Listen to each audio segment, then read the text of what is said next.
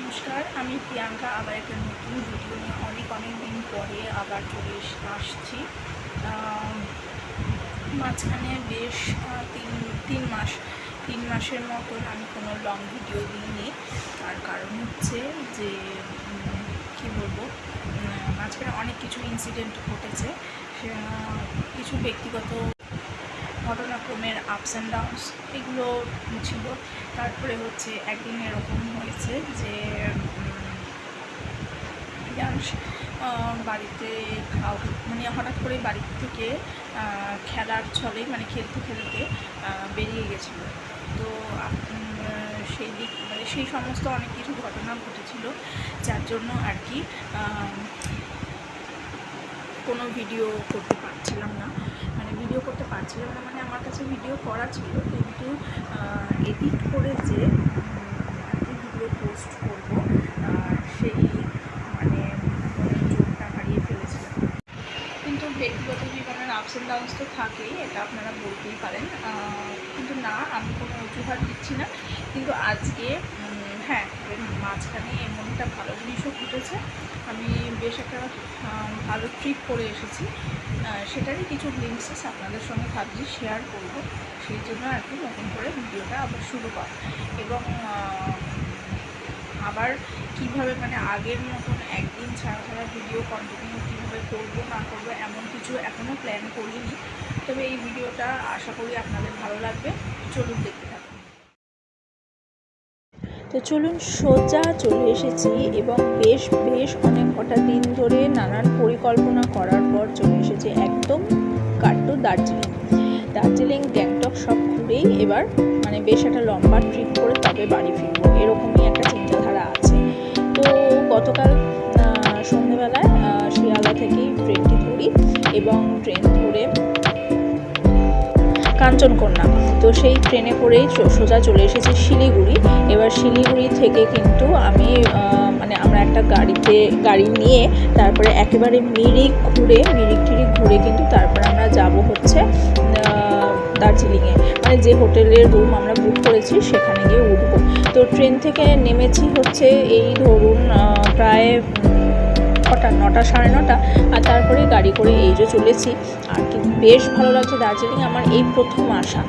আর এর আগে তো পাহাড়ে ফেলুদা বা অন্য অনেক কিছু পড়ে, এবং সেই সঙ্গে নানান রকম সিনেমায়, এমনকি কিছুদিন আগেও আমি একটা ফেলুদারি সিরিজ দেখছিলাম, তাতে মানে ওদের যে জার্নিটা এত ভালো লাগছিলো চারপাশটা। তো সেই জন্য আর কি খুব এক্সাইটেড ছিলাম যে কবে আসতে পারবো বা কিছু। তো সেই জন্য আর কি এতটা আনন্দ হচ্ছে। আর যখন যাচ্ছি নানান রকম আমাদের যে ড্রাইভার দাদা, সে তো লোকাল লোক, তো সে আমাদেরকে নানান রকম গাইড করতে যাচ্ছে, মানে এটা কি ওটা কি। এবং এখানে ওর গাইডেন্সেই প্রথম দেখতে পেলাম চা বাগান, এবং চা বাগান এত ভালো লাগলো, মানে কি ওই যে বললাম আমার প্রথম আসা।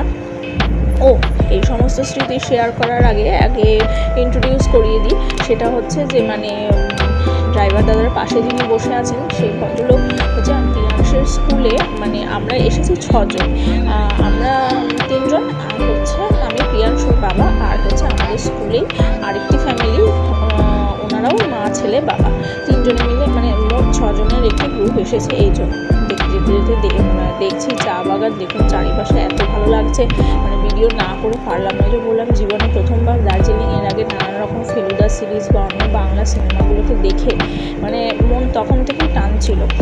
তো যাই হোক, আমরা এই 6 জনের একটা গ্রুপ চলে এসেছি, এবং গাড়িটি নিয়ে এখন দেখুন দু সাইডে নানান রকম ওই চা বাগান এই সমস্ত কিছুকে ছেড়ে আমরা একদম পুরো ঢুকছি মিরিকে।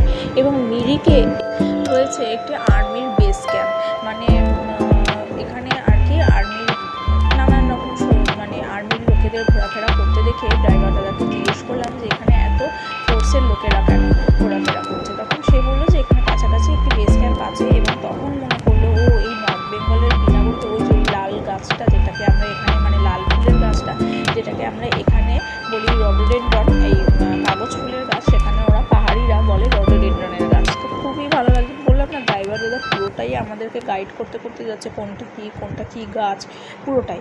তো যেটা বলছিলাম, এই বেস ক্যাম্প দেখে মনে করলো যে স্কুলে আমাদেরই সঙ্গে বসে মানে প্রিয়াংশকে স্কুলে ঢুকিয়ে আমরা যে সময়টা স্কুলে বসে থাকতাম, তো সেই সময় একজন ভদ্রমহিলা আসতেন, ওনার হাজব্যান্ড এই বিনা হচ্ছে ওনার পোস্টিং। তো নানান রকম পাহাড়ি নদী, ধরুন বিভিন্ন কোনোটা অন্তঃসলীলা বা কোনোটা শুকিয়ে গেছে, এই সমস্ত নদীগুলি আমরা ছাড়িয়ে কিন্তু চলে যাচ্ছি। এই যে এখন পাহাড়ের গা বেয়ে আমরা পা খেতে খেতে কিন্তু ওপরের দিকে উঠছি। তো আজকে ইচ্ছে আছে মিরিকটা দেখে, আর তারপর হচ্ছে লেপচা বেস ক্যাম্প, মানে বেস ক্যাম্প বলছি সরি, লেপচা জগৎ, যেটা একটি বিশেষ সম্প্রদায়ের একটি মানে বাসস্থান, সেটি দেখে আমরা কিন্তু মানে তারপরে হোটেলে ঢুকবো। পাহাড়ে ওঠার এর আগে আমার অভিজ্ঞতা হয়েছিল কাশ্মীর ভ্রমণের সময়, সেটা অবশ্য অনেক দিন আগেকার কথা, সেটা হচ্ছে প্রায় 2013-তে, মানে আমার বিয়ের আগেই আমরা যখন ঘুরতে গেছিলাম, তখন পাহাড়ে এরকম পাক খেয়ে খেয়ে ওঠার অভিজ্ঞতা হয়েছিল।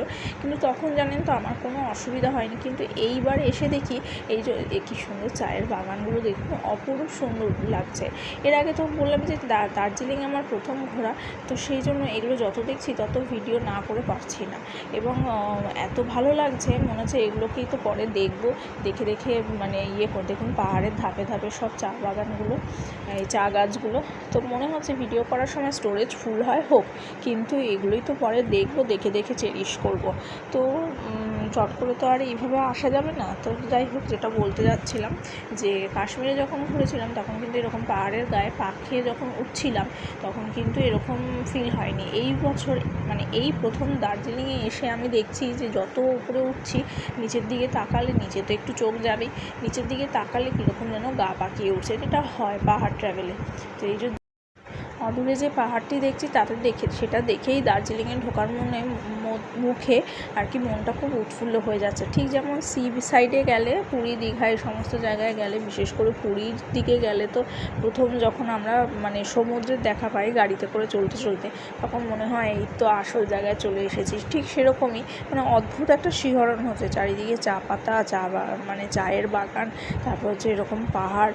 তো যাই হোক, প্রিয়াংশ কিন্তু সকালবেলা শিলিগুড়িতে নেমে বেশ কিছুটা কান্নাকাটি করেছে, কারণ ওর আবার একটু অটো টোটো এইসব নিয়ে একটু ফ্যাসিনেশন আছে।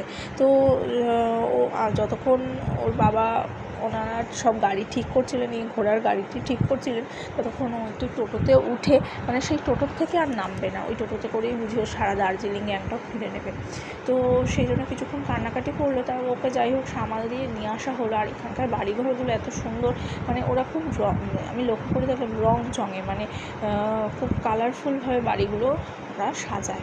আর সুন্দর, আর একটা জিনিস লক্ষ্য করলাম, এরা কিন্তু খুব শৌখিন গাছপালার দিক থেকে, মানে প্রত্যেকটি বাড়িতে দেখছি ব্যালকানিতে বা ছাদের কার্নিশগুলোতে, মানে বাড়ির কার্নিশগুলোতে কিন্তু খুব সুন্দর সুন্দর সব ফুল গাছ বা শৌখিন গাছ দিয়ে ওদের বাড়িঘরগুলো সাজানো।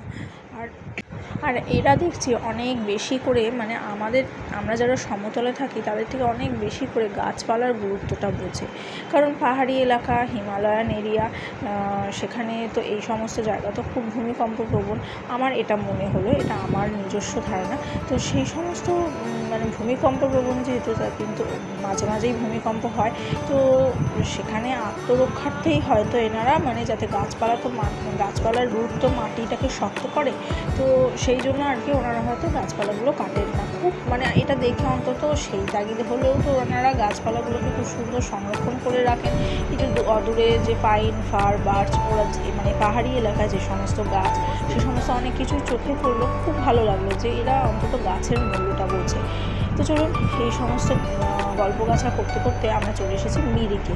এটা তো মিরিকের বিখ্যাত লেক, সেটা তো আপনারা যারা পাহাড় ঘুরেছেন, মানে দার্জিলিং, গ্যাংটক এই সমস্ত ঘুরেছেন, বিশেষত দার্জিলিং, তারা তো জানেনই যে এই লেকটি হচ্ছে মিরিকের মানে খুব বিখ্যাত লেকের নামটি আমার এই মুহূর্তে ঠিক মনে পড়ছে না। তবে দেখুন পাহাড়ের গায়ে ধাপ কেটে কেটে সে বাড়িগুলো যে তৈরি করেছে, যে বললাম খুব কালারফুলভাবে, কোনোটার টালিটা লাল রঙের, কোনোটার বডিটা পিঙ্ক কালারের, এরকম আমাদের মতন অত সাদা মাটা না। তো যাই হোক, খুব ভালো লাগছে দেখে।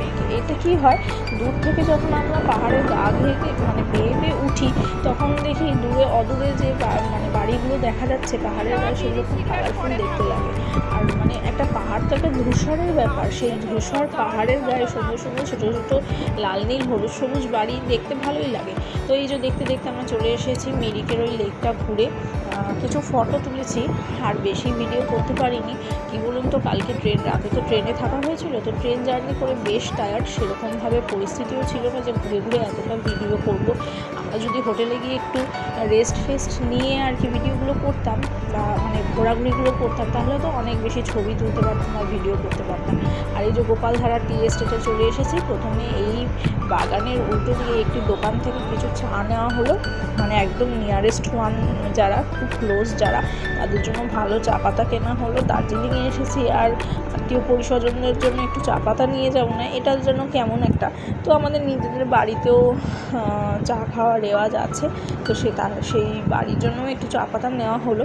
আর এই যে ছোটো ছোটো পাহাড় পর্বত, মানে রাস্তার ধার পেয়ে পেয়ে আমরা যে একটু যেই নিচের দিকে নামতে যাচ্ছি চা বাগানটা গোপালধারা টি এস্টেটের, তখন মনে হলো যেন পথ খুব খাড়াই আর বেশ মানে ঢালু মতন। তো সেখানে নেমে লাভ নেই, রিস্ক নিয়ে লাভ নেই।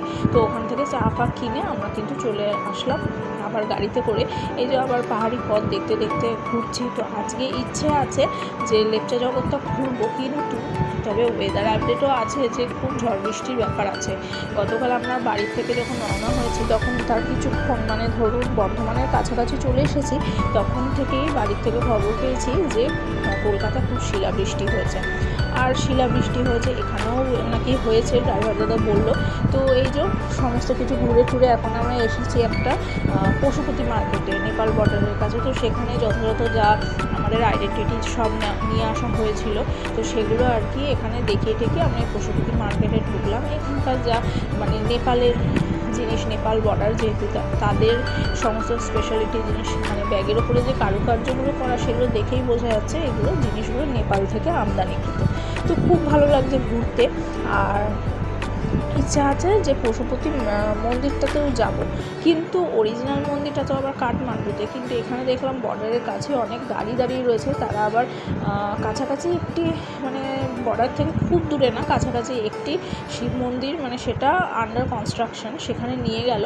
সেখানে দেখলাম মানে ফাঁকা ফাঁকাই হনুমানজি রয়েছেন আর শিবলিঙ্গ একটি তৈরি হচ্ছে।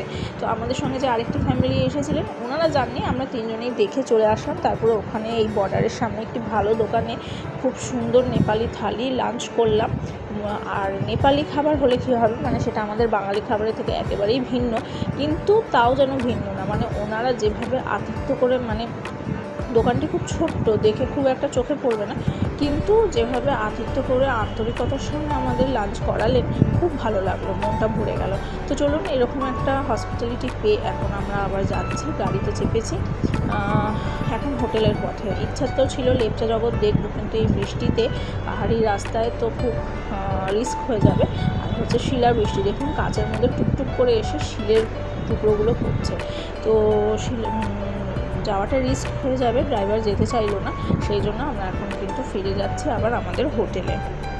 তবে এই যে দেখুন, একটি মানে দার্জিলিংয়ের যেটা ট্র্যাডিশন, সেটি কিন্তু দেখা পেয়ে গেলাম। এটা হচ্ছে ইঞ্জিনের, আপনারা বুঝতেই পারছেন, ইঞ্জিনের টয় ট্রেন। তো টিকিটের দাম তো বেশ, তবে এখানে টয় ট্রেন চড়িনি। আর দার্জিলিংয়ে জানেন তো রোপওয়েটাও আমাদের চড়া হয়নি। তবে এই টয় ট্রেনটা একটু ভিডিও করব বলে দার্জিলিংয়ে এসেছি, টয় ট্রেনের ছবি তুলব না বা ভিডিও করবো না, এও কি কখনো হয়? সেই জন্য একটুখানি আর কি দেখে নিলাম, মানে ওনাকে বললাম যে একটু গাড়িটা স্লো করুন, একটু ভিডিও করি। তো উনি শুনলেন না, তো অবশেষে আমরা কিন্তু চলে আসলাম হোটেলের রুমে। তো যেটা বলছিলাম, এখানে নাকি টয় ট্রেন দু রকমের, একটা ইঞ্জিনে স্টিমে চলে কয়লা দিয়ে, যেটা পুরনো যেটা ঐতিহ্য, আর একটা এখন ডিজেলে চলে। তো এখন তো জানেনই যে পশ্চিম এশিয়ায় প্রচণ্ড যুদ্ধ হচ্ছে, তার জন্য এখন পেট্রোল ডিজেলের প্রচণ্ড দাম, টয় ট্রেনের ভাড়াও খুব বেশি, সেজন্য আমরা কোনো টয় ট্রেনে চললাম না। তো চলুন রুমে এসে একটু রেস্ট নিয়ে আবার পরের দিন সকালবেলায় যে চলে এসেছি টাইগার হিলে। দার্জিলিংয়ে আসবো, আবার টাইগার হিলে এসে সানরাইজ দেখবো না বা কাঞ্চনজঙ্ঘা দেখবো না, এও কি কখনো হয়? ড্রাইভার দাদার ওই সেম ড্রাইভার দাদার কথা মতনই আমরা ভোরবেলায় সে 4:30টার সময় আমাদের 4টের সময় আমাদের ফোন করেছিল।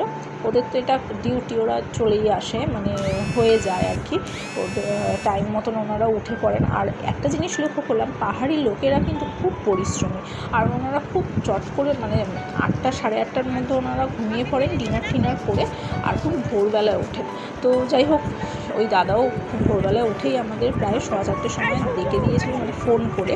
তো আমরা মোটামুটি 4:45টার মধ্যে রেডি হয়ে গেছি, আর এই যে চলে এসেছি একেবারে 5:55-তে আমরা দেখতে পেলাম সূর্য একদম যেন ডিম ফেটে কুসুমটা, অরেঞ্জ কালারের কুসুমটা বেরোচ্ছে। তো এই যে আমরা মোবাইলে ক্যাপচার করার চেষ্টা করছি তো সবাই। আর ওইদিকে দেখুন, বাদিকে দেখানোর চেষ্টা করছি, এতটা ভিড়ে কতটা কি সম্ভব হচ্ছে বুঝতে পারছি না। সূর্যের আলোটা যখন কাঞ্চনজঙ্ঘা পড়ছে মনে হচ্ছে ওটা বরফে ঢাকা না, সোনায় মোড়া। তো খুব ভালো লাগলো দেখে, মানে অনেকে নাকি এসে এই কাঞ্চনজঙ্ঘা মানে সানরাইজটা দেখতে পারে না, মানে মেঘে ঢাকা থাকলে, আর পাহাড়ি ওয়েদারের তো কোনো গ্যারেন্টি নেই, তো মেঘে ঢাকা থাকলে নাকি দেখা যায় না, সূর্য দেখবেই বা কী করে। এমনকি আমরা যখন ওপরে উঠে আসছি গাড়ির থেকে নেমে, মানে হিলে, তখনও ড্রাইভার না করছে না যে দেখতে পাবে না, কিন্তু আমাদের লাক।